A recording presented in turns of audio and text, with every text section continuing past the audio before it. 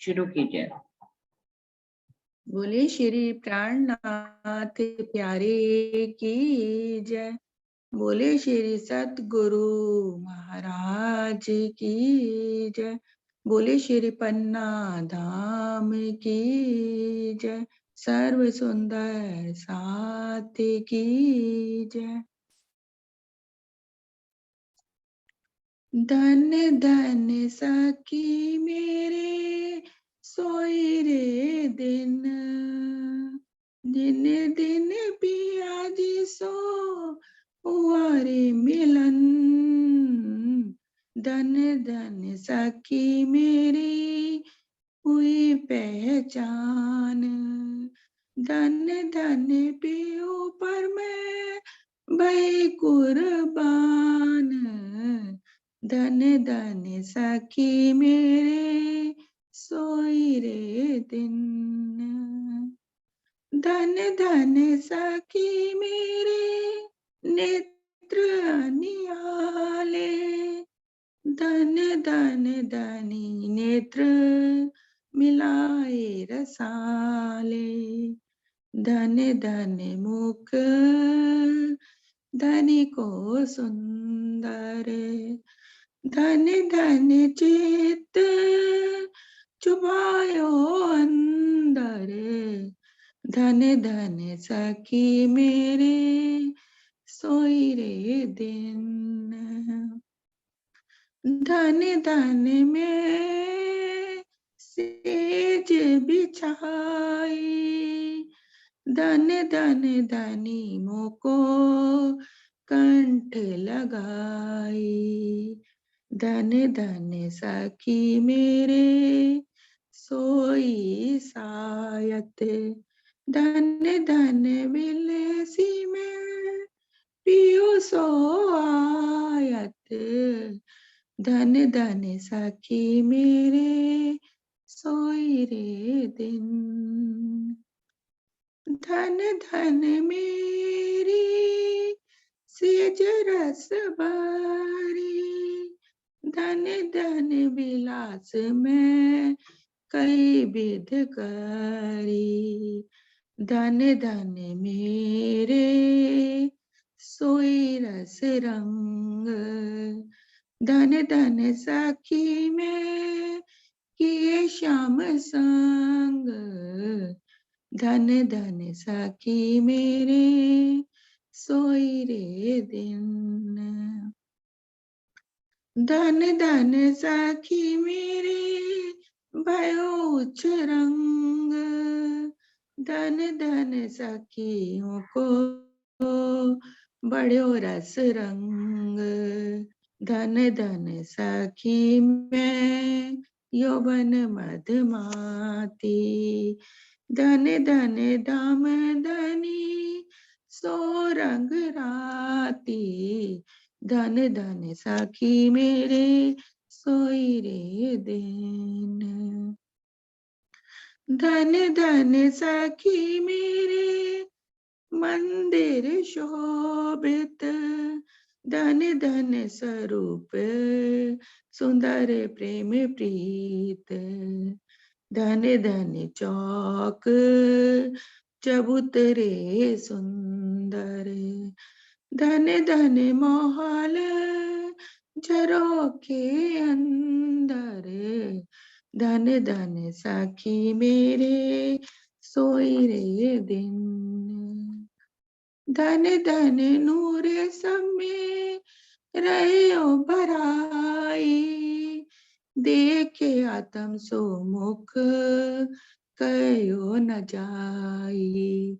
धन धन साथ छक्यो अल मस्त, धन धन प्रेम माती महामत।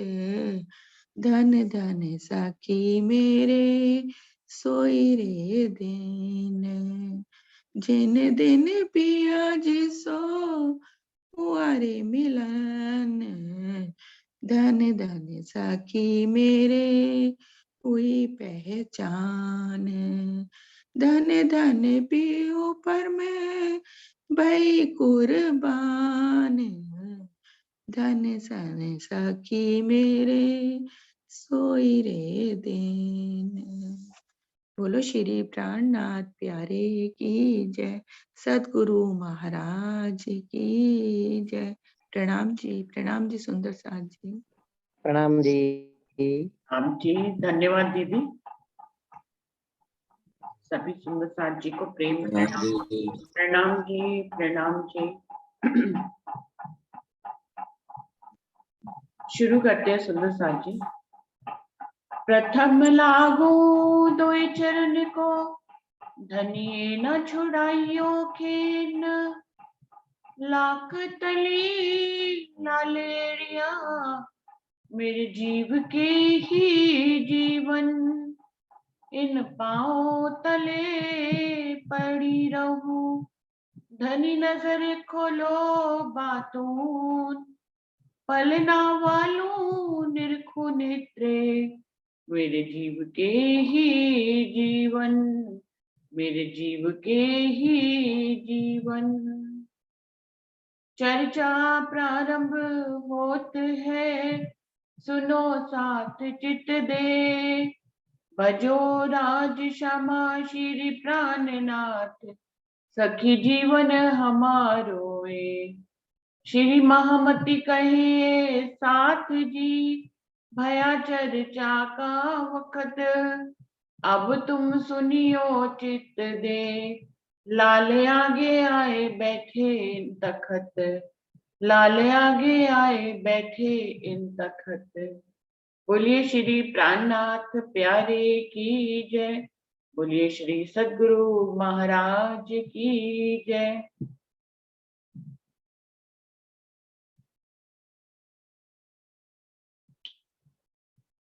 बीतक साहब वाणी का ये 48वां प्रकरण चल रहा है सुंदर साथ जी, और इसकी 45वीं चौपाई हो गई है। धनी अपने 12 मोमिनों को चिट्ठी लिख रहे हैं प्रेम भरी, जिसमें वो उनको तरह तरह के सिखापन दे रहे हैं, और साथ में ही उनको ये भी बता रहे हैं कि ये मैं तुम्हारे साथ हूं हर पल हर घड़ी। ये मत समझना कि तुम वहां अकेले ये काम करने गए हो। मैं आत्मिक स्तर पर तुम सबके दिल में विराजमान होकर तुम्हारे साथ ही हूँ, और ये सब कुछ हुक्म से ही हो रहा है, और तुमने ये बहुत बड़ा काम किया है, और ब्रह्मांड में इसकी रोशनी आगे जाकर बहुत फैलेगी। तो उनको प्रेम भरी पाती लिख रहे हैं, जिसमें सांत्वना दे रहे हैं। क्या कह रहे हैं? जो खैरात पातशाही लेते हैं फकीर, हम गुजराने तिन पर तुम हमारे मुरब्बी पीर। कि हर तरह की सिखापन दे रहे हैं कि किस तरह से तुम्हें, यदि तुमसे कुछ वो मांगने के लिए कहें तो तुम उनको ज्यादा मत मांग लेना, जिससे कि लगे कि तुम किसी लालचवश उनके दरबार में आए हो, क्योंकि तुम खुदा के पैगंबर हो, सिर्फ खुदा का पैगाम लेकर वहां पे गए हो। इसलिए अपनी जो भी अगर मांगने के लिए कहें तो उनको कहना कि बादशाह अपने फकीरों को जो भी खैरात में देता है, हमें सिर्फ वही चाहिए। हम गुजराने दिन पर हम सिर्फ उसी से ही गुजरान कर लेंगे। तुम हमारे मुरब्बी पीर, हम तो आप तो हमारे मुरब्बी हैं, आप हमारे पीर हैं, और हमें कुछ ज्यादा नहीं चाहिए। इस वास्ते तुम्हारे कदम छोड़े ना दम हम, तुमको कछु देने कहें तो मांगियो हवेली तुम। क्या कह रहे हैं? उनको हमेशा शिवजी साहिब जी उनको सिखापन दे रहे हैं कि उनके जैसा, जो उनको मीठे शब्द लगे, तुम वैसा ही मीठे शब्दों को बोलना। किसी को भी अपना बनाने के लिए पहले उसका बनना होता है। तो हमेशा तुम उनसे कहना कि हम तो आपके चरणों में बैठकर आपको सिर्फ खुदा की वाणी सुनाएंगे, उनकी सनंदे सुनाएंगे। हम आपको एक पल के लिए भी नहीं छोड़ना चाहते। और यदि वो तुमको कुछ देने के लिए कहें तो एक हवेली मांग लेना उनसे। सो मांगियो हवेली तुम। किस लिए मांग लेना, वो भी आगे शिवजी साहिब जी बता रहे हैं। खाने को पेट माफक, और मुल्ला पढ़ावने कलाम, और कागद बेतल माल से होए रसूल अहल सुलाम। यदि जितना भी खाना हो अपने पेट के माफक ही आप उनसे मांगिएगा, ज्यादा नहीं मांगिएगा कि आप लालची ना लगे कि आप बहुत खाते पीते हैं और पेट भरने के लिए यहाँ पर आए हैं। बस जितना जरूरत हो जीने के लिए उतना ही उनसे खाने के लिए लेना। और कि कुछ जो कि मुस्लिम हैं, जो कुरान पढ़ना चाहते हैं, जिसका अर्थ समझना चाहते हैं, सनंद का अर्थ समझना चाहते हैं, ऐसे मुल्लाओं की संगत करना। और कागज बेतल माल से हुए रसूल अहल सुलाम। और यदि पढ़ने के लिए कुछ मांगना तो उनकी कुरान और हदीस से। और कोई मुल्ला या काजी जो उसका अर्थ आपको समझाए, क्योंकि वो फारसी भाषा में होंगे, अरबी भाषा में होंगे। आप हिंदुस्तानी हैं तो किसी ऐसे मुल्ला या काजी की आप फरमाइश करना जो कि रसूल के इस पैगाम को आपको समझा सके, कुरान की और हदीसों की बातों को आप वहां पर रहकर अच्छे से समझिएगा। क्योंकि यही वो तरीका है, जबकि वो आपको कुरान या हदीसों के बारे में जब भी बताएंगे तो उसमें परम धाम की बात जरूर आएगी। और जब परम धाम की बात आएगी तब आप अपनी सनंद वाणी से उनको आगे की बात समझा सकते हैं, कुरान और सनंद का एकीकरण करके दिखा सकते हैं। इसलिए एक ऐसे काजी या मुल्ला की फरमाइश कीजिएगा जो कि आपको कुरान और हदीसों को पढ़ा सके।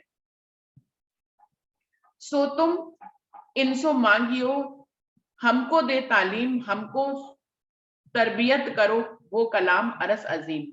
उनसे ये इस बात की अर्जी करना कि हमको वो मुल्ला या काजी चाहिए जो हमको तालीम दे, हमें पढ़ाए और हमको तरबियत करे, जो कलाम अरस अजीम, हमको वो परमधाम के कलामों को सुनाए, जो अल्लाह का घर है, वहां वो घर कैसा है और अल्लाह कहाँ रहता है, खुदा ताला कहाँ रहता है, इसकी हमें वो तालीम दे। तो उसके पढ़ने की फरमाइश करिएगा। जो तुमको ना दे वही अपने जान पने, पर तुम खिजमत ना छोड़ियो, जो चाह होए इन्हें। तो शिरजी साहिब जी आगे से सिखापन क्या दे रहे हैं कि यदि तुम्हारी फरमाइश को वो नहीं भी माने, हम लोग क्या होता है, ऐसे हमारे दिल में होता है कि हमने कोई बात कही किसी को और अगर उसने हमारे दिल की बात नहीं मानी तो हम नाराज हो जाते हैं और फिर हम उसकी खिदमत करना छोड़ देते हैं। उसके साथ जो इतना प्रेम का संबंध होता है उसको फटाफट तोड़ देते हैं। ये हमारे ऊपर माया का प्रभाव होता है कि हर किसी को हमारी मांग माननी चाहिए, पर ऐसा जरूरी नहीं है। शिरजी साहिब जी अपने मोमिनों को सिखा रहे हैं, जो तुमको ना दे वही, यदि तुमको वो नहीं देते हैं, तुम्हारी ऐसी मांग को स्वीकार नहीं करते हैं, अपने जान पने, इसलिए क्या कि कुरान तो हमारा है, हम उसके वारिस हैं। हम हिंदुओं को क्यों कुरान दे पढ़ने के लिए, ऐसा एक अहंकार उनके मन में है ही, सभी मुसलमानों के दिल में। तो यदि ऐसा जानकर उनके दिल में भी ऐसी कोई बात हो और आपको वो कुरान पढ़ने के लिए ना दें या ऐसा कोई काजी ना दें जो कि आपको कुरान पढ़ा सके, तो भी पर तुम खिजमत ना छोड़ियो, लेकिन आप उनके साथ जो प्रेम का व्यवहार कर रहे हैं उसको करना मत छोड़िएगा। क्योंकि इससे उनको लगेगा कि आप इतने बड़े खुदा का पैगाम लेकर गए हैं जो पूरे ब्रह्मांड का मालिक है, जो पूरे ब्रह्मांड का राजा है, तो उसकी साहिबी को दर्शाने के लिए आपको भी वही प्रेम मार्ग दर्शाना होगा, उस पर चल के दिखाना होगा।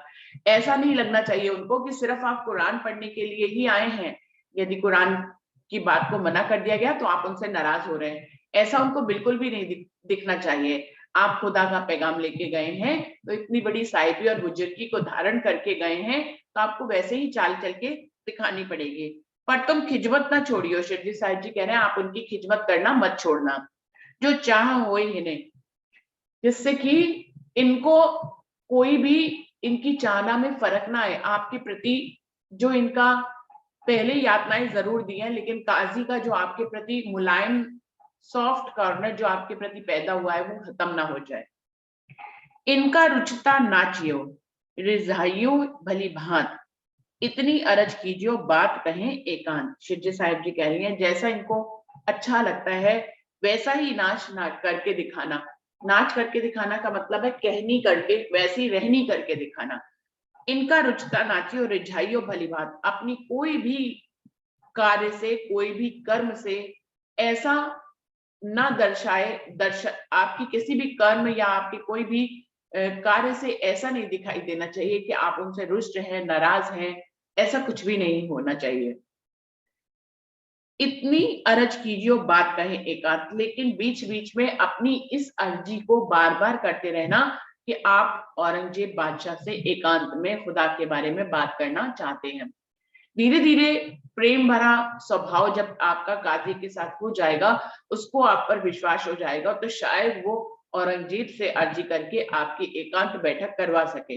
शिवजी साहिब जी ऐसा अपने 12 मोमिनों को सिखापन दे रहे हैं कि बीच बीच में इस बात की अर्ज करते रहना, इसका रिमाइंड, इसकी याद कराते रहना कि बात कहें एकांत। आप जो है औरंगजेब बादशाह से एकांत में बात करना चाहते हैं। कोई लड़काई बुद्ध सो राखियो नहीं सोहबत, मारी भारी कर बुलाइयो जब तुम्हें पूछे इत। वो कह रहे हैं अब तुम्हारे आसपास और भी कई लोग होंगे, लेकिन किसी भी लड़काई बुद्धि से सोहबत मत करना। लड़काई बुद्धि से सोहबत करने का मतलब यह है कि कोई चंचल बुद्धि वाला हो, या जो थोड़ी सी भी बात कहने पे भड़क जाने वाला हो, जो बातों को ठीक ढंग से ना समझे, कहीं का कहीं ले जाए उसका ओट-छोट, ऐसे लोगों से संगत मत करना, ऐसे लोगों से दूर रहना, क्योंकि वो तुम्हारी बात का मतलब कुछ और का और निकालेंगे और फिर औरंगजेब तक बात किसी और ढंग से पहुंचेगी। इसलिए क्या कह रहे हैं शिवजी साहिब जी, अपने ही आप में ही रमे रहना। जो तुमसे कुरान हदीसें सुने उसको सुनाना, कोई तुमसे सनंद सुने उसको सुनाना, लेकिन कोई लड़काई बुद्ध सो राखियो नहीं सोहबत, लेकिन कोई छोटी बुद्धि या लड़ाई करने वाली बुद्धि वाले व्यक्ति से किसी भी प्रकार की सोहबत मत रखना। भारी कर बुलाइयो जब तुम्हें पूछे इत। तुमसे कोई भी बात पूछे यदि वो, तो उसको भारी कर उसकी महिमा को, उसकी गरिमा को दर्शाते हुए ही तुम अपनी बात को कहना। ऐसे नहीं कि तुमने किसी ने कुछ भी पूछा, तुमने उसको हल्के में ही कुछ भी कह दिया। तो उसकी वैल्यू बताते हुए, उस बात को की गरिमा को बताते हुए ही उनसे बात करना। जो बुलाओ अपने लड़के को ए जवाब करो तुम, जो सबाब तुम ले तो सो अरज सुनावे हम। जैसे कि एक माता पिता अपने बेटे को बड़े प्रेम से बुलाते हैं, उनका बेटा कितनी भी गलती करे लेकिन वो हमेशा ही अपने बेटे से प्रेम करते हैं और बड़े प्रेम से ही बुलाते हैं। तो ये एक उदाहरण दे रहे हैं यहाँ पर, जो बुलाओ अपने लड़के को ए जवाब करो तुम, इसी प्रकार से तुम प्रेम भरा जवाब ही उनको देना। कोई भी ऐसा जवाब जो कि उनके दिल पे चोट करे या उनके दिल में मैल पैदा करे, आपसे किसी प्रकार की दूरी पैदा करे, या अक्षरातीत पूर्ण पारब्रह्म के प्रति उनके दिल में भाव जो है वो खराब हो जाए, उनकी महिमा गिर जाए, ऐसा कोई भी काम मत करना, बल्कि ऐसे बात करना जैसे कि पिता अपने पुत्र से करता है। और कोशिश करके उनको इतने प्यार भरे लहजे से ही अपनी बात को सुनाना। जब कहें कि कहो तुम तब काजी हजरत, तिनसे तुम यूं ही कहा बात सुनो हमारी एकांत। जब कहें कि कहो तुम तब काजी हजरत, तिनसे तुम यूं ही कहो बात सुनो हमारी एकांत। जब वो तुम्हें बोलने के लिए कहें तभी तुम बोलना शुरू करना। काजी हजरत से जिनके यहाँ बैठे हुए हो, या कोई और काजी आते हैं, उन सबसे भी तुम इस तरह से बात करना और उनसे एकांत में अपनी बात कहने की अर्जी करना, लेकिन बड़े प्रेम से, बिल्कुल ऐसे ही जैसे कि पिता अपने पुत्र से कहता है। जो कोई आवे हमारा ताए सुनावे सनंदे कुरान, सो आकीन ल्यावे रसूल पर जिनको हुए पहचान।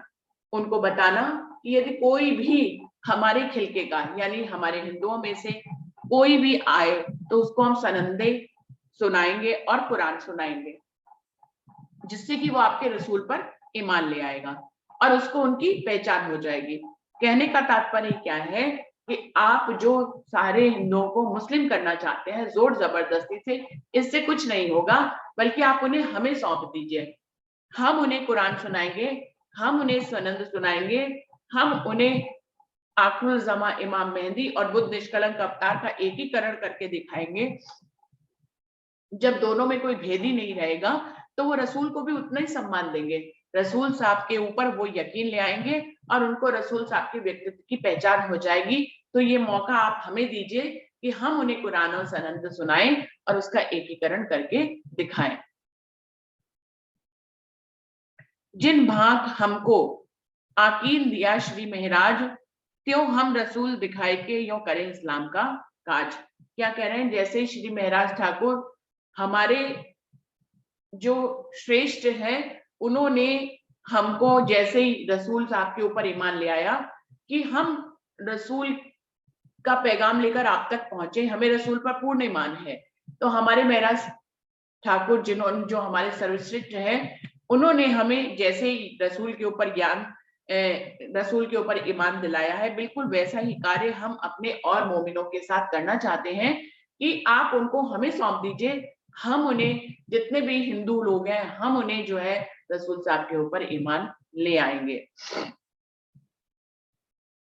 उनका दिल जो है हमारी बातें सुनकर,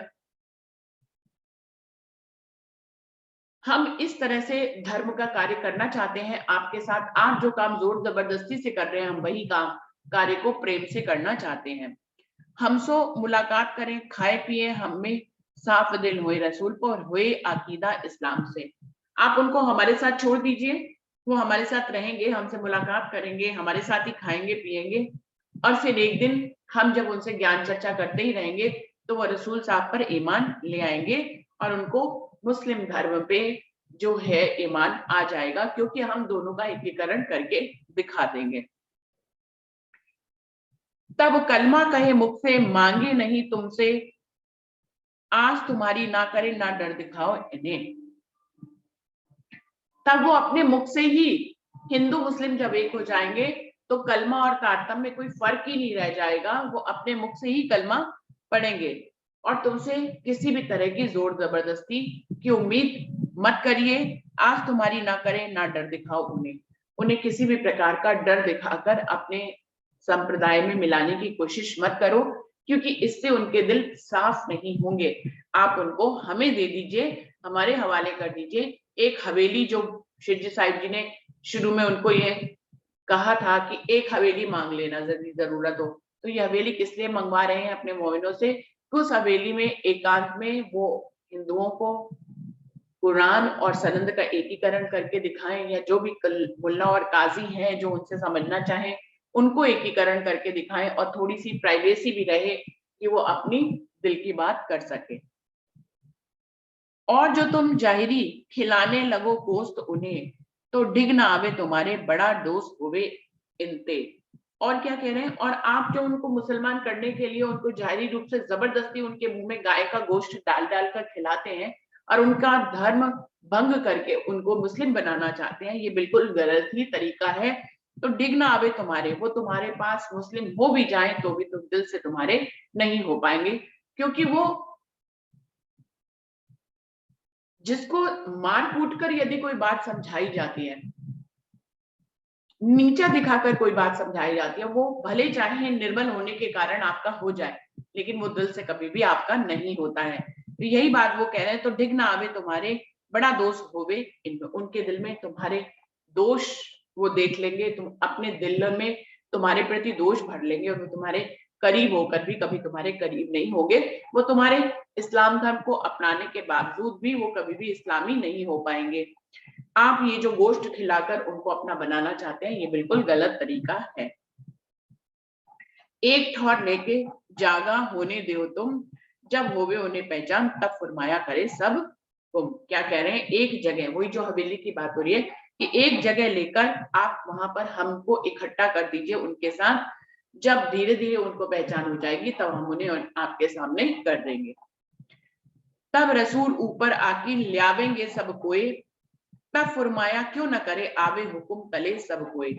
जब उनको हम धीरे धीरे रसूल के ऊपर ईमान ले आएंगे, वो अपने दिल से उसके ऊपर ईमान ले आएंगे, कोई जोर जबरदस्ती नहीं होगी, उनको हिंदू मुस्लिम का एकीकरण करके दिखाएंगे तो उनके दिल में कोई मैल नहीं ले आए होगा, और फिर सब रसूल साहब के ऊपर ईमान ले आएंगे। तब वो तुम्हारे हुक्म के तले आ जाएंगे, जैसा तुम कहोगे वैसा वो हर हाल में करेंगे। ये लेकिन ये जो तुम जबरदस्ती उनको अपने अपना कर बना लेते हो, अपने हुक्म के तले ले आते हो, वो आपके हुक्म के तले आके भी वो दिल से तुम्हारे नहीं होते हैं। हम पहले मिलाप किया शेख सलेमान से, तब भी हम यही किया पर वो बात ना सुने। तब 12 मोमिन काजी को बताते हैं कि हमने पहले शेख सलेमान से भी मिलाप किया था और उससे भी यही अर्जी की थी, लेकिन उसने हमारी कोई बात सुनी ही नहीं। उनसे मोमिनों ने यही अर्जी करी थी कि आप जो है सुल्तान से हमारी एकांत में बात करा दें, और एकांत में जब बात होगी तो एकीकरण हो जाएगा हिंदू और मुस्लिम का, तो कोई वैर ही नहीं रहेगा और सब आराम से इस दुनिया में रह पाएंगे। लेकिन कह रहे हैं आपके शेख सलेमान ने भी हमारी बात उस समय नहीं सुनी थी। हम हाथ शेख सलेमान के ए बात कहलाई सुल्तान, रखो हमारे भेष को तब सब खलक सुने कान। वो कह रहे हैं हमने शेख सलेमान के हाथों आपके सुल्तान को ये पैगाम पहुंचाने की कोशिश करी थी।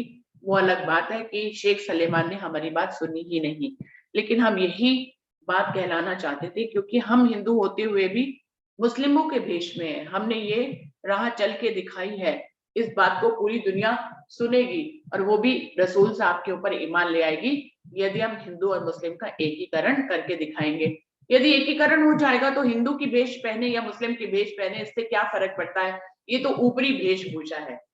आप नाटक करते हैं तो कितनी वेशभूषाएं बदल लेते हैं। 12 मोमिन कहते हैं कि यदि हमने अगर मुस्लिम वेशभूषा बदल भी ली तो ये तो ऊपरी एक पहनावा है, इससे क्या फर्क पड़ता है? इससे ना तो धर्म जाता है, ना ही इससे आप अगर नहीं पहनेंगे तो कोई धर्म का पालन हो जाएगा। तारतम ज्ञान की रोशनी में जब इंसान खुदा की पहचान कर लेता है तो इन ऊपरी बातों से के चक्कर में पड़ता ही नहीं है। यहाँ पे जो 10 मोमिनों ने अपनी वेशभूषा बदली है वो इसी कारण से बदली है क्योंकि वो धनी की पहचान कर चुके हैं, उनके स्वरूप की पहचान कर चुके हैं, उनको पता है ये ऊपरी वेशभूषा से कुछ भी होने वाला नहीं है। तो वो कह रहे हैं कि हम यही संदेशा देना चाहते हैं कि इससे कुछ भी नहीं होने वाला है, वेश बदलने से कुछ भी नहीं होता है। जब हिंदू मुस्लिम का एकीकरण हो जाएगा तो कोई किसी के प्रति कोई दिल में बैर भाव ही नहीं होगा। तो हम बहुत खलक को समझावे कलाम, तब कलमा कहे रसूल का ये सब खलक तमाम। वो कह रहे हैं हम पूरी दुनिया को ये बात समझाना चाहते हैं, अपने कलामों से सनद और कुरान का एकीकरण करके दिखाना चाहते हैं, तब सभी तारतम कहेंगे या रसूल का कलमा कहेंगे, पूरी खलक किसी को कोई फर्क ही नहीं समझ में आएगा। अभी तो सुंदर साथ जी हम निजानंद संप्रदाय में होते हुए निर्नाम श्री कृष्ण जी और निर्नाम शिव जी साहिब जी के शब्दों के फेर में पड़े हुए हैं, जो कि नहीं पढ़ना चाहिए। आप देखिए वो तो कलमा और तारतम को एक कर रहे हैं, जहां पे खुदा का कलमा उनका अर्जी अदा करना और तारतम पढ़ना वो कह रहे हैं एक ही है। उनसे भी जब पूछा गया था, ये तो प्रसंग आ गया कि आपने तो कभी नमाज यहाँ पर अदा नहीं करी, खुद को आप मुस्लिम कह रहे हैं, रसूल का वारिस कह रहे हैं, तो आप इतने दिन से हमारे यहाँ रह रहे हैं, आपने कभी नमाज ही नहीं अदा करी।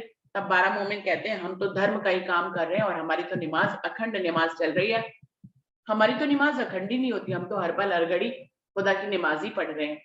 तो ये मोमिनों ने रहनी वहां पे करके दिखाई और वो कह रहे हैं हम पूरी दुनिया को ये संदेश देना चाहते हैं कि सब ऊपरी बातों से हटकर देखें कि हिंदू मुस्लिम के धर्म ग्रंथ किसका संदेशा दे रहे हैं। हिंदू के धर्म ग्रंथ जिस बुद्ध निष्कलंक अवतार का इंतजार कर रहे हैं, जिसके आने की बात कह रहे हैं, और मोहम्मद जिस आखिरुल ज़मा इमाम मेहदी के आने की बात कह रहे हैं, दोनों एक ही हैं, सिर्फ भाषा का ही तो फर्क है। और जिस दिन भाषा के फर्क से ऊपर उठकर हम उस खुदा की पहचान कर लेंगे तो पूरी सृष्टि एक हो जाएगी। तो यहाँ एकीकरण का संदेश यहाँ पर मोमिन दे रहे हैं। पीछे हल्के हल्के सब कोई न फेरे फरमान, कबूल करेंगे तहकीक तब इनो हुए पहचान। क्या कह रहे हैं, धीरे धीरे हमारे साथ रहते रहते वो सब धीरे धीरे समझ जाएंगे और कोई भी आपके फरमान को फिर लौटाएगा नहीं, फेरेगा नहीं, सभी कबूल करेंगे। निश्चित ही रसूल की साहिबी को सब कबूल करेंगे, आखिर ज़मा इमाम मेहदी बुद्ध निष्कलंक अवतार की साहिबी को वो धीरे धीरे कबूल कर लेंगे, तब इन्हों हुए पहचान, उनको पहचान हो जाएगी कि दोनों में कोई अंतर नहीं है। पर तब शेख सलेमान ने सुनाई नहीं सुल्तान, तब बादशाह को सुनाई के जो आवे इन्हें पहचान। अब बादशाह को सुनाई के जो आवे इन्हें पहचान। वो कह रहे हैं तब शेख सलेमान से भी हमने यही अर्जी करी थी कि हिंदू और मुस्लिम का एकीकरण करने का संदेश लेकर हम आए हैं, आप अपने बादशाह तक हमारे पैगाम को ले जाएं। लेकिन वो उसने बादशाह को सुनाई नहीं सुल्तान, उसने बादशाह तक हमारी बात नहीं पहुंचाई। अब आप कोशिश करिए कि बादशाह हमारी बात को सुने, जिससे कि उसको पहचान हो पाए, सनंद की और कलमे की पहचान उसको हो पाए। पीछे तुम निकलोगे हटे ना कोई पीछे, सब दौड़ेंगे आपे से बैठने इस्लाम में। वो कह रहे हैं आज तो तुम हिंदुओं के पास जा जाकर उनको मुस्लिम कर रहे हो, जबकि आप यदि उन्हें हमारे हवाले कर दो, हम उनको संदेश देंगे, तो ये सारे स्वयं ही दौड़ दौड़ कर इस्लाम में शामिल हो जाएंगे। आपको किसी के ऊपर बहुत मेहनत नहीं करनी पड़ेगी, हम पहले ही उनके ऊपर मेहनत करके उनको रसूल साहब के ऊपर यकीन ले आएंगे। जो फरमाया रसूल का सिर चढ़ावे सब, सब हमारा साथ बहुत है, आवे दौड़ के सब। वो कह रहे हैं तब आपको कोई मेहनत ही नहीं करनी पड़ेगी, वह रसूल साहब के फरमाए शब्दों पे अपने सिर पर चढ़ा लेंगे, उसी के ऊपर चलने लग जाएंगे। हमारे तो हिंदू बहुत से हैं, सभी दौड़ दौड़ के इस्लाम में शामिल हो जाएंगे, क्योंकि सच्ची धर्म की राह ये है जिसके दिल में हिंदू और मुस्लिम का भेद मिट जाए और वो इन दोनों ही बातों से ऊपर उठकर उस खुदा की पहचान करे, उसके धाम की, उसके प्रेम की, उसके इश्क की, उसकी वाहिदत की पहचान करे। वो ऐसा करेंगी। श्री महराज तिनको दिया रसूल पर ईमान,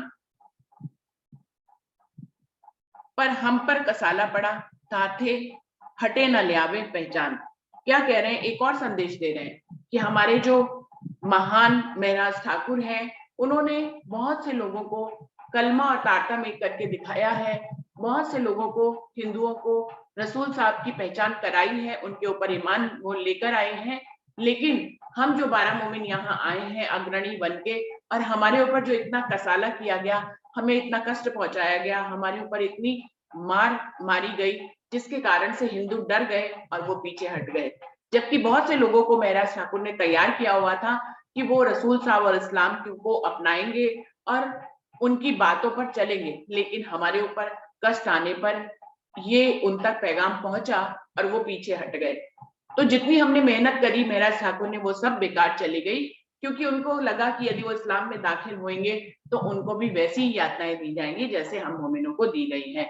तो यहाँ पर उनको ये संदेश देते हैं कि आपने हमारे साथ गलत किया, जिसके कारण से इतनी खलक जो तैयार थी इस्लाम में दाखिल होने के लिए, रसूल साहब के पैगाम को सुनने के लिए, वो सारी खलक पीछे हट गई। ताथे हटे न ल्यावे पहचान, उनको पहचान होने के बावजूद भी वो पहचान नहीं करते हैं, क्योंकि उन तक ये संदेशा पहुंचा कि हमारे ऊपर बहुत सा कष्ट दिया गया है।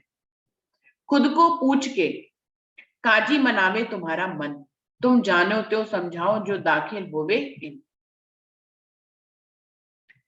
काजी से कह रहे हैं आप औरंगजेब से, बादशाह से पूछ लीजिए, स्वयं ही पूछिए, हमसे कुछ भी बात कराने की जरूरत नहीं है, हम आपको समझाएंगे, आप उन्हें समझा देना, क्या फर्क पड़ता है। अभी तो आपने हमसे सारी बातें समझ ही ली हैं, आपने तो समझ लिया है कलमा क्या है, तारतम क्या है, तो खुद को पूछ के आप खुद ही पूछ लीजिए औरंगजेब से, काजी मनावे तुम्हारा मन, और तुम्हारे मन को अब काजी ही मना ले, क्योंकि हमने तो काजी को ही समझा दिया है। तुम जानो तो समझाओ जो दाखिल होवे इन, अब हम आपके ऊपर ही छोड़ते हैं, हमने तो आपको पैगाम दे दिया है, अब आप औरंगजेब बादशाह तक इस पैगाम को कैसे पहुंचाते हो, ये आपका मुद्दा है। ये हमने तो अपने सिर का फर्ज उतार दिया है, हमने ये फर्ज अब आपके ऊपर डाल दिया है, आप अपने बादशाह को जैसे चाहें वैसे समझाओ जो दाखिल हो इन, जिससे कि उसे कलमा और तारतम के एकीकरण की पहचान हो जाए। जिन पर जोर जुलम ना करे, ना पकड़े कलमे को, हदीसा देखे होवे कलमा कहने वो। जिससे कि औरंगजेब को ये समझ में आ जाए कि हिंदुओं के ऊपर उसको जोर जुल्म नहीं करना है, उनको जबरदस्ती कलमा नहीं पढ़वाना है, ना ही उन्हें किसी भी तरह की उनके साथ जोर जबरदस्ती करनी है। यदि एकीकरण समझ में आ जाएगा आपके बादशाह को, तो उसको समझ में आ जाएगा कि किसी को भी किसी पे दाखिल करने की जरूरत ही नहीं है, सभी अपने अपने धर्म में चल रहे हैं और हिंदू मुस्लिम तो एक ही है। कलमा कहने के लिए उसको कोई भी जबरदस्ती नहीं करनी पड़ेगी। कोई पकड़ काहू की ना करे, ठोर ठोर समझावे शेर, तिनको कुरान से सब करे हम जेर।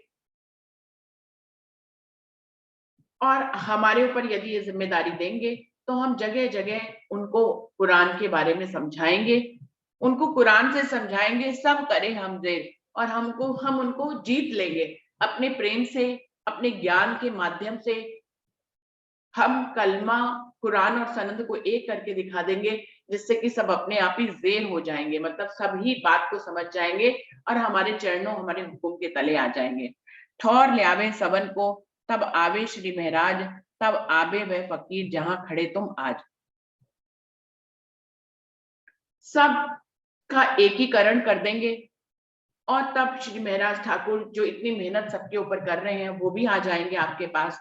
तब आवे वह फकीर, वो फकीर भी हमारे पास आएंगे जहां खड़े तुम आज। जहां हम आज खड़े हैं वहां पर श्री महराज ठाकुर जो पूरी दुनिया को खुदा के एकीकरण का संदेश दे रहे हैं वो भी हमारे साथ आ जाएंगे। लेकिन ये सब कुछ तब संभव होगा जब आप अपने राजा को ये पैगाम देंगे और वो किसी के साथ कोई भी जोर जबरदस्ती नहीं करेंगे। और जोर जबरदस्ती नहीं करेंगे तो प्रेम से तो महराज ठाकुर सारे हिंदुओं को लेकर इस्लाम में दाखिल हो जाएंगे। कोई भी हिंदू और मुस्लिम में कोई फर्क नहीं रह जाएगा, प्रेम की ध्वजा लहराने लग जाएगी।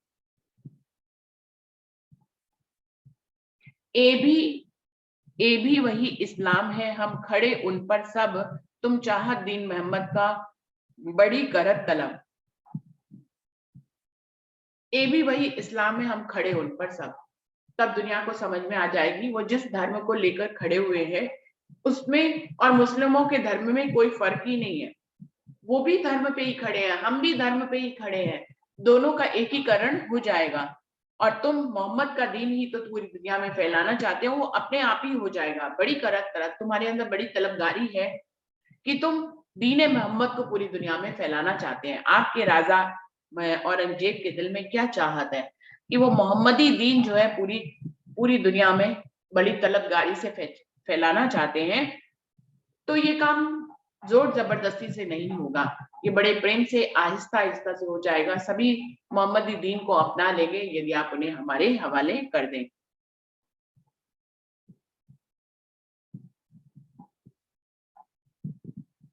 सुंदर साथ जी, यहाँ पर समय भी समाप्त हो रहा है तो चौपाई को यहीं पर ही दोहराते हैं। 73 चौपाई यहाँ पर हो गई है, आगे की चौपाइयों को हम लोग कल ले लेंगे। पत्री थोड़ी सी बड़ी है तो धीरे धीरे की होगी कि किस तरह की बातें शिरडी साहिब जी अपने मोमिनों को कह रहे हैं।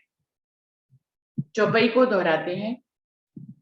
ये भी वही इस्लाम है, हम खड़े उन पर सब, तुम चाहत दीन मोहम्मद का बड़ी करत तलब, बड़ी करत तलब। बोलिए श्री प्राणनाथ प्यारे की जय, बोलिए श्री सद्गुरु महाराज की जय, सर्व सुंदर साथ की जय। प्रणाम जी, सभी सुंदर साथ जी को प्रेम प्रणाम जी। सुंदर साथ जी चलते हैं अपनी दूसरी बैठक की तरफ। प्रणाम जी। प्रणाम जी, प्रणाम जी, प्रणाम जी। प्रणाम जी, प्रणाम जी, प्रणाम जी, प्रणाम जी, प्रणाम जी दीदी, प्रणाम जी, प्रणाम।